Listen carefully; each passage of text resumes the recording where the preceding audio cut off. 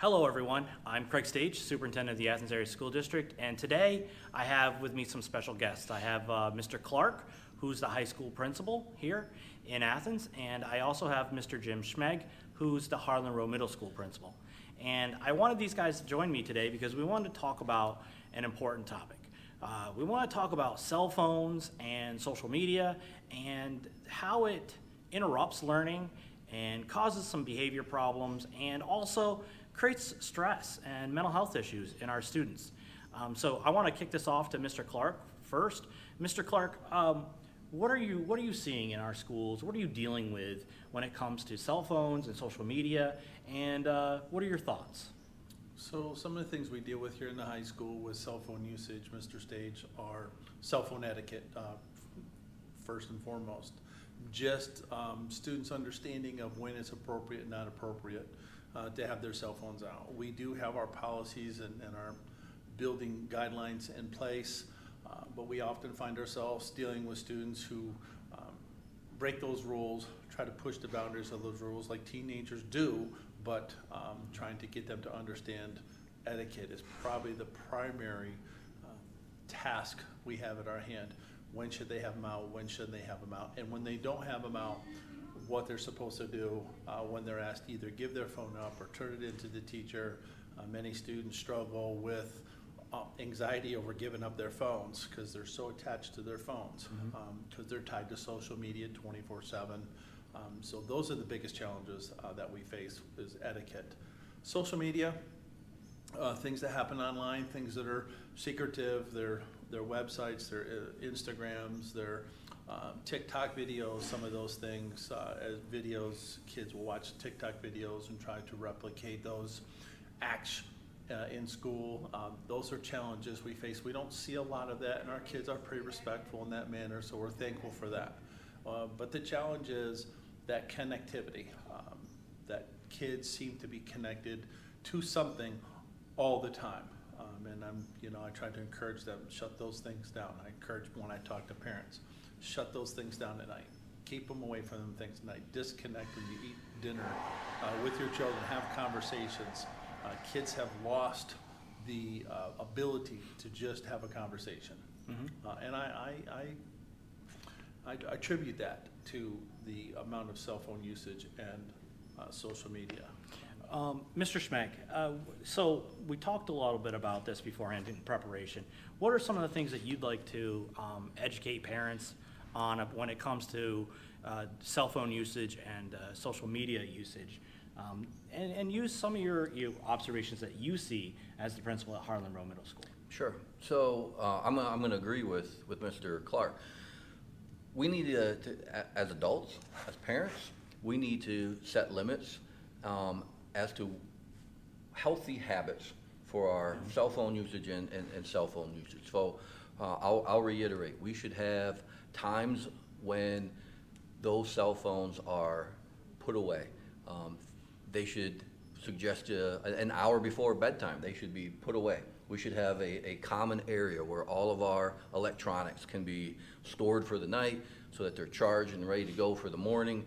But they shouldn't be in the students' rooms. They need to get sleep. They need to be well rested, ready for the next day's activities. So I encourage parents to be role models for how social media and cell phone usage is used. Our kids look up to us, and we need to be those role models, those positive role models for how social media and phone usage is done. So those are important things, and that can carry over into the positive atmosphere that we're trying to create in our schools. Right.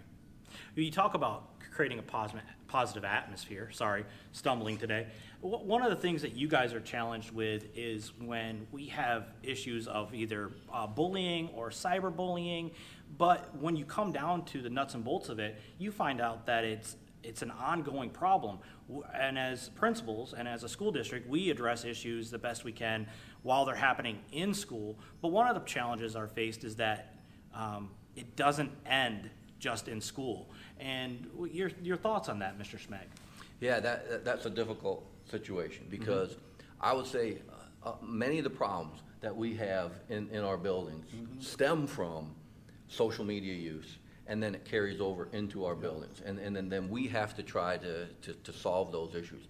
We do a lot with peer mediation, trying to get the kids to understand that there's a better way to communicate than through cell phones, through social media, and try to solve those with a better way. Yeah, yeah. And Mr. Clark, any advice for parents when the constant harassment or bullying happens outside school, the resources available to them, not just the school district, where else can they go? Well, we have our tip line that students and families all have access to. Your local municipality police departments are very good, as well as the state police, if these issues are continuing to happen outside of the school day. Our arms reach only so far when we're dealing with kids. Certainly when it comes into the building, we manage it to the best of our capabilities, but I think the resources available out there, and there's also parent helplines available to parents to have these positive conversations with kids about how to use their cell phones and the intended purpose for them, and to help set guidelines in the home. Yeah, absolutely. And we all know that cell phones and all the apps that come with them are truly a benefit to some of us some of the time.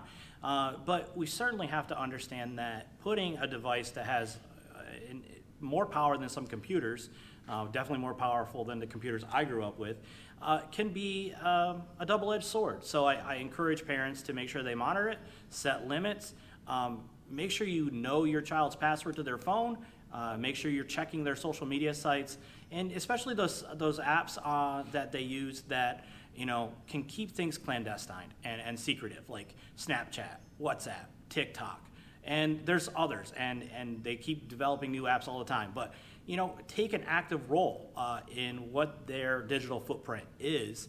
And as a school district, we're trying to create environments where we're focused on learning and not just socialization. We do understand that's important, but the classroom environment needs to be focused on learning.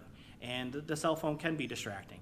And if you take the cell phone away from your child, remember, we do have a phone number. You can get access to their children by calling our schools. You can leave messages. We can actually bring them down so they can talk to you. So there is access to them. So there's no fear that you can't get in contact with your children. The other thing is that I always encourage people to stay active in their child's lives. Education is a partnership between parents, the child, and the school district. And it's one of our goals is to increase those partnerships. So for Mr. Clark and Mr. Smeg, I want to thank you for your time, and always go Wildcats.